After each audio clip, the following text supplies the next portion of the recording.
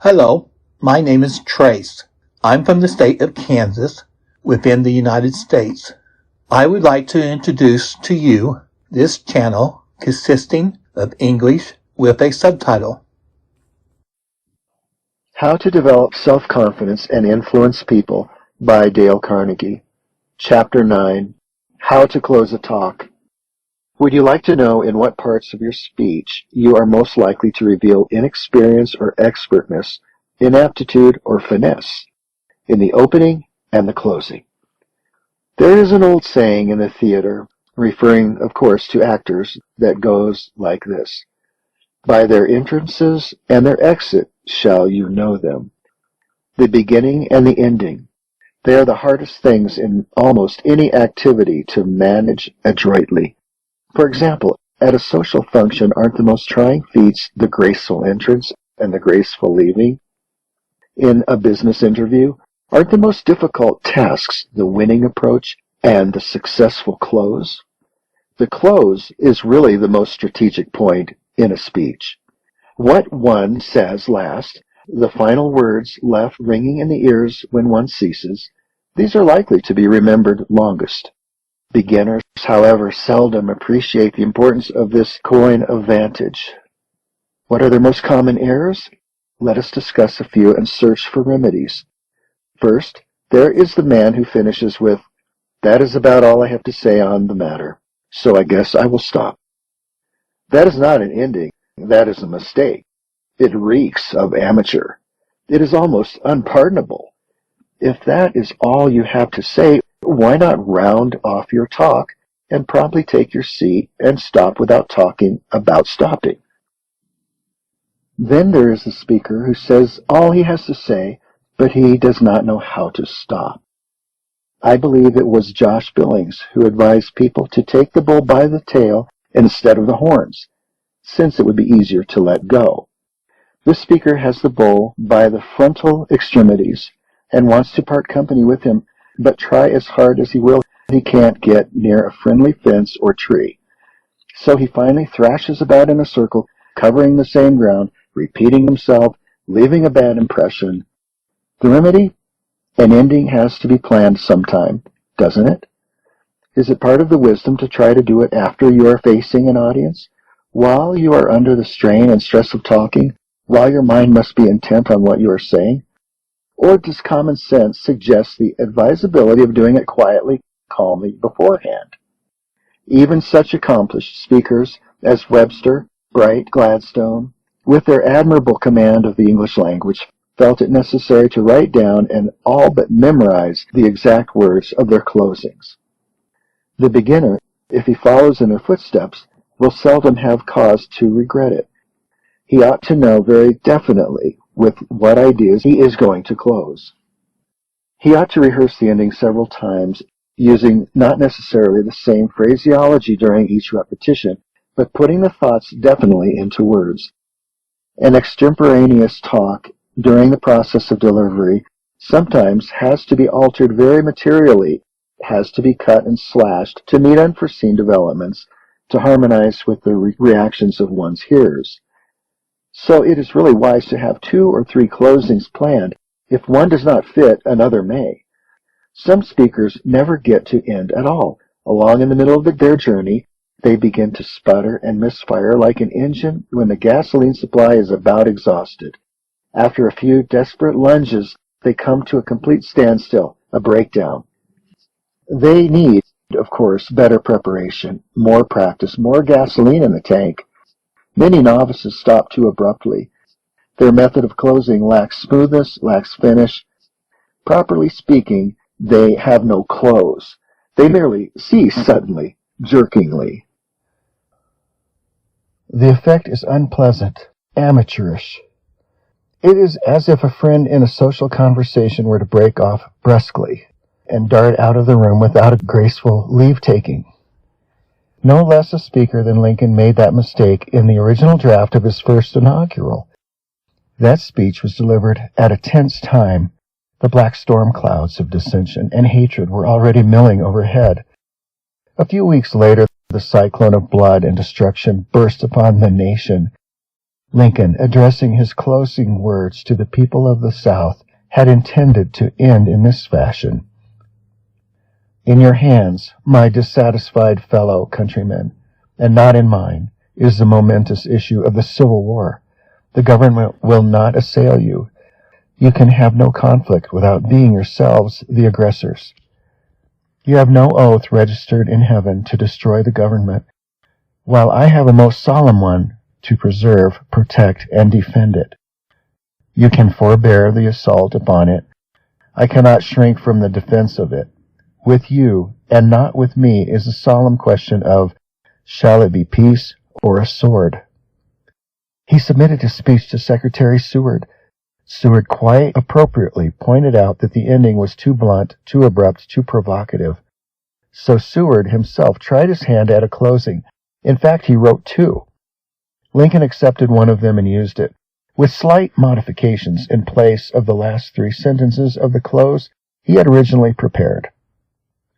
The result was that his first inaugural address now lost its provocative abruptness and rose to a climax of friendliness, of sheer beauty and eloquence. I am loath to close. We are not enemies but friends. We must not be enemies. Though passion may have strained, it must not break our bonds of affection. The mystic cords of memory, stretching from every battlefield and patriot's grave to every living heart and hearthstone all over this broad land, will swell the chorus of the Union when again touched, as surely they will be by the better angel of our nature. But you are not going to deliver immortal pronouncements as President in Washington or as Prime Minister in Ottawa or Canberra. Your problem, perhaps, will be how to close a simple talk before a group of social workers. How shall you set about it? Let us search a bit. Summarize your points. Even in a short talk of 3 to 5 minutes, a speaker is very apt to cover so much ground that at the close, the listeners are a little hazy about all his main points. However, few speakers realize that. They are misled into assuming that because these points are crystal clear in their own minds, they must be equally lucid to their hearers. Not at all. The speaker has been pondering over his ideas for some time. But his points are all new to the audience. They are flung at the audience like a handful of shot. Some may stick, but the most are liable to roll off in confusion.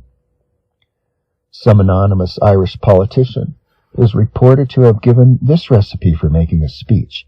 First, tell them that you are going to tell them, then tell them that you have told them. Not bad, you know. In fact, it is often highly advisable to tell them that you have told them. Briefly, of course, speedily, a mere outline, a summary. Here's a good example. The speaker was a traffic manager for one of Chicago's railways.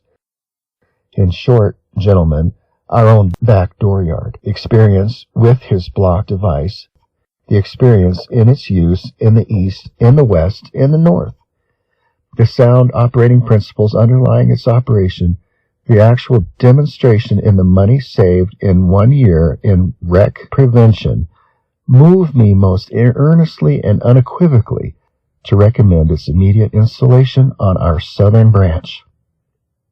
You see what he has done? You can see it and feel it without having heard the rest of the talk. He has summed up in a few sentences, in 62 words, practically all the points he has made in the entire talk. Don't you feel that a summary like that helps? If so, make that technique your own. Appeal for action. The closing just quoted is an excellent illustration of the appeal for action ending. The speaker wanted something done, a block device installed on the southern branch of his road. He based his appeal for it on the money it would save, on the wrecks it would prevent. The speaker wanted action, and he got it. This was not a mere practice talk. A terse, sincere compliment. The great state of Pennsylvania should lead the way in hastening the coming of the new day. Pennsylvania, the great producer of iron and steel, mother of the greatest railroad company in the world, third among our agricultural states, Pennsylvania is the keystone of our business arch. Never was the prospect before her greater, never was her opportunity for leadership more brilliant. With these words, Charles Schwab closed his address before the Pennsylvania Society of New York. He left his hearers pleased, happy, optimistic. This is an admirable way to finish, but in order to be effective, it must be sincere. No gross flattery, no extravagances. The kind of closing, if it does not ring true, will ring false, very false. And like a false coin, people will have none of it. A humorous close. Always leave them laughing, said George Cohan, when you say goodbye.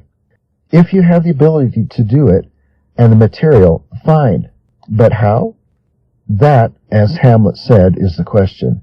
Each man must do it in his own individual way. One would hardly expect Lloyd George to leave a gathering of Methodists laughing when he was talking to them on the ultra-solemn subject of John Wesley's tomb. But note how cleverly he managed it. Note, also, how smoothly and beautifully the talk is rounded off. I am glad you have taken in hand the repair of his tomb. It should be honored. He was a man who had a special abhorrence to any absence of neatness or cleanliness. He it was, I think, who said, "Let no one ever see a ragged Methodist." It is due to him that you never can see one. It is a double unkindness to leave his tomb ragged. You remember what he said to a Derbyshire girl who ran to the door as he was passing and cried, "God bless you, Mr. Wesley." "Young woman," he answered, "your blessing would be of more value if your face and apron were cleaner." That was his feeling about untidiness. Do not leave his grave untidy. If he passed along, that would hurt him more than anything. Do look after that. It is a memorable and sacred shrine. It is your trust. Closing with the poetical quotation. Of all methods of ending, none are more acceptable when well done than humor or poetry. In fact, if you can get the proper verse of poetry for your closing, it is almost ideal. It will give the desired flavor. It will give dignity. It will give individuality. It will give beauty. Rotarian Sir Harry Lauder closed his address to the American Rotarian delegates at their Edinburgh convention in this fashion.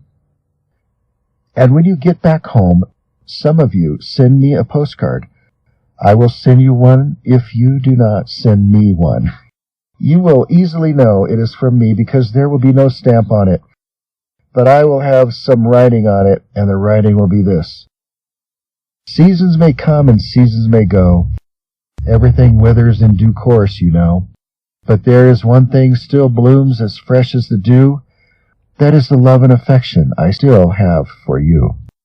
That little verse fits Harry Lauder's personality, and no doubt it fitted the whole tenor of his talk.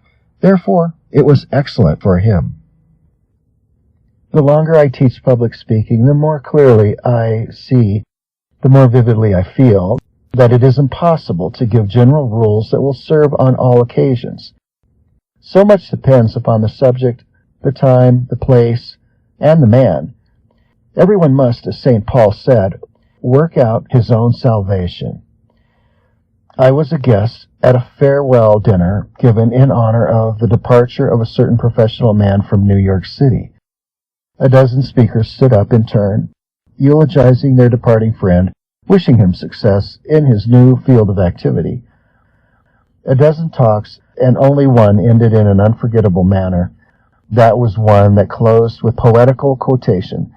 The speaker, with emotion in his voice, turned directly to the departing guest, crying, "And now, goodbye, good luck. I wish you every good wish that you can wish yourself. I touch my heart as the Easterns do.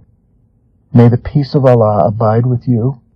Wherever you come, wherever you go, may the beautiful palms of Allah grow. Through days of labor and nights of rest, may the love of Allah make you blessed. I touch my heart as the Easterns do. May the peace of Allah abide with you. The power of a biblical quotation.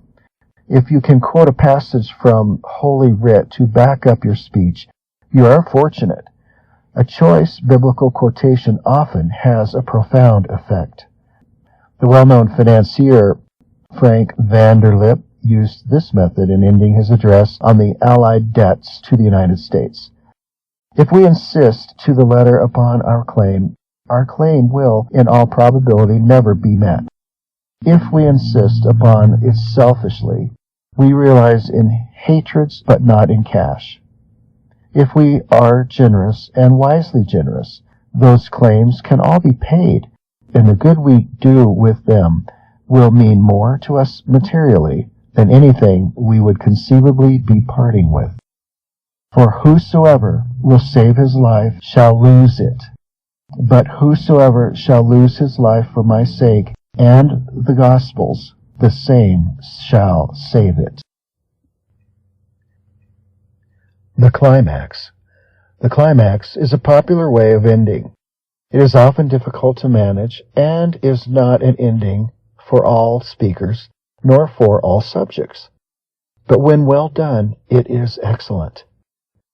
It works up to a crest, a peak, getting stronger sentence by sentence. A good illustration of the climax will be found in the close of the prize-winning speech on Philadelphia in Chapter 3. Lincoln used the climax in preparing his notes for a lecture on Niagara Falls. Note how each comparison is stronger than the preceding, how he gets a cumulative effect by comparing its age to Columbus, Christ, Moses, Adam, and so on. It calls up the indefinite past, when Columbus first sought this continent, when Christ suffered on the cross, when Moses led Israel through the Red Sea, even when Adam first came from the hands of his Maker. Then, as now, Niagara was roaring here. The eyes of that species extinct giants whose bones fill the mounds of America have gazed on Niagara as ours do now. Contemporary with the first race of men, and older than the first man, Niagara is as strong and fresh today as 10,000 years ago. The mammoth and mastodon, so long dead that fragments of their monstrous bones alone testify that they ever lived, have gazed on Niagara in that long, long time, never still for a moment, never dried, never frozen, never slept, never rested. Summary. The close of a speech is really its most strategic element. What is said last is likely to be remembered longest. Do not end with, "That is about all I have to say on the matter, so I guess I will stop." Stop, but don't talk about stopping. 3. Plan your ending carefully in advance as Webster, Bright, and Gladstone did. Rehearse, almost word for word, how you are going to close. Round off your talk. Don't leave it rough and broken like a jagged rock. 4. 7 suggested ways of closing. A.